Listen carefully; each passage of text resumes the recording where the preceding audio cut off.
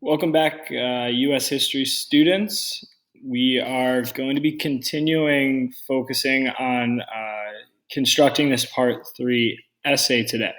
Yesterday, you guys worked on the document questions and read through those various documents. Today, we're going to begin utilizing those documents to assist in writing this part three essay. So before we get into the actual format, let's make sure we understand what this essay is asking us to do. So once again, we talked about it yesterday. The issue that's being focused on in this essay, the issue that's being focused on in this essay, there we go, is the government's role in the economy. Okay.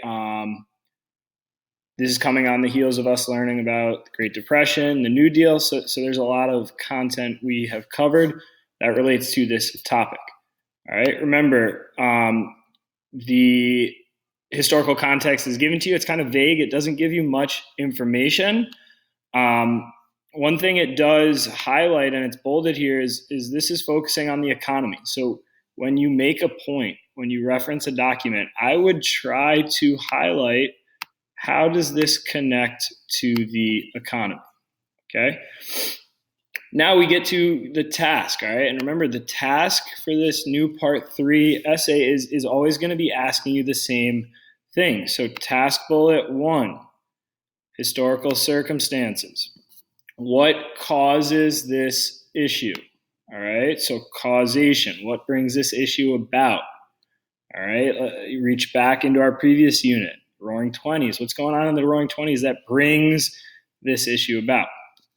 Task bullet 2, okay, efforts to address this issue. All right, remember, for our purposes, we're going to call these actions. It's a little tough to write with this pen. There we go. All right, so actions, and we're going to try to get 2 actions that were taken, and these can be by individuals, groups, or the government. Finally, task bullet 3, discuss the extent to which efforts were successful. All right, so was this successful? You could say it was successful. It's a complete success. It's a limited success. Maybe there's some positives, maybe there's some negatives, or it's not successful at all. We've talked about this before. It's not about how you choose successfulness. It's how you support it. So no matter what you choose, you've got to support and explain why. All right, your guidelines, your grading criteria. All right, you're responding to all task requirements.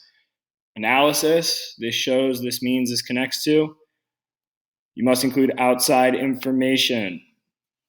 Okay, usually historical circumstances cover that, but let's include outside information throughout. And you must include at least 4 documents. You had 6, you need to use at least 6, or you need to use at least 4. Make sure we're organized. You have an introduction and conclusion, and the essay overall is organized. Okay, so one change that we want to address is the old format that we used to use versus the new format that I'm encouraging you guys to use this time around. So in the old format, all right, we would commit a body paragraph for each task bullet. So task bullet 1, historical context, got its own body. The actions being summarized, those 2 actions being summarized, was your second body paragraph. And then the successfulness of those actions was your third body paragraph. Okay, what's going to change, and we talked about this the last time we wrote, we polled each class, and students felt that this was a kind of clearer and more direct structure, is we're still going to start with the historical context for the first body. That's going to stay the same. What's going to change, though, with bodies 3 and 4 is we're going to merge these 2 task bullets. All right, so we're merging actions. That's not a good line. We'll deal with it. We're merging summarizing the action, and then you're going to argue the successfulness all within the same body. So instead of splitting these ideas apart, we're going to keep them together. Okay, so your third body is you're identifying and explaining an action, and then you're advocating if it was successful or not right away. Your fourth paragraph, your next body, is going to do the same thing for the second action. All right, you're going to summarize what that action is doing, and then the successfulness of it. Okay, we're trying to make this essay less jumpy. We're not going to jump back and forth as much as we're going to develop ideas within the same body paragraph, argue its successfulness, then move on. Okay. So what you guys are responsible for doing today and tomorrow, this is a 2-day assignment. Okay, first off, brainstorming chart. We've done this before. It's a great way to kind of organize your ideas before you get into writing. All right, body 1, historical context. Body 2, you're identifying the action. Then you're identifying successfulness. Okay. Body paragraph 3, same steps. Action 2 summarized, and successfulness. All right. Remember, we also have places to put our documents in that support it. That when we go to write, we're just expanding on ideas. We're adding analysis. We're adding outside information, but we know the task is being hit and the documents are being included.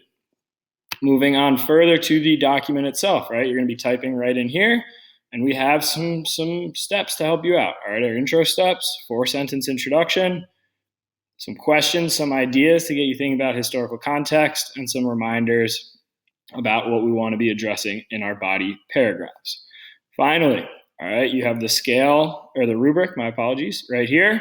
All right, we're addressing introduction, conclusion, task, analysis, documents, and outside information. Okay, remember, the documents you worked on yesterday are essential to writing this essay, but also you got to be incorporating your information from the class as a whole. All right, if you have any questions, concerns, you hit a roadblock, reach out to me. We'll work through it, and we'll get this essay written. All right, good luck. Talk to you guys soon.